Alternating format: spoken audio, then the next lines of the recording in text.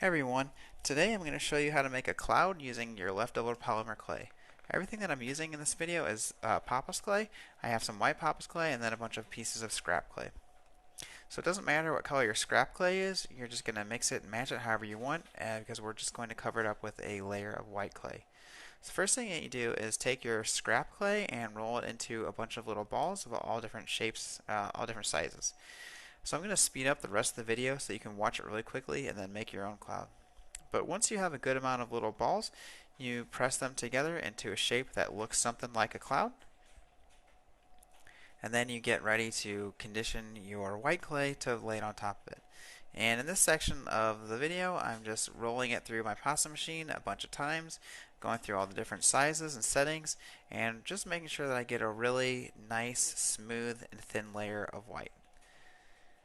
I'm just about there, maybe once or twice more. But once it's ready, you can just take that white clay and put it on top of your scrap clay and gently press the pieces in. So in this section, I didn't actually get the clay covered the best job, so I'm trying to fix the sides. But you can see it's already starting to look like a cloud. I'm adding some layers of white to the outside to cover everything up, and then I'm just trying to blend it all back in as best as I can. I'm using my fingers, I'm using a silicone tool, and just getting it to where it looks at least pretty good. And again, you can see that it's already starting to look like a cloud, a little nice and puffy. But to just help it smooth out, I'm going to add some conditioning oil with a brush.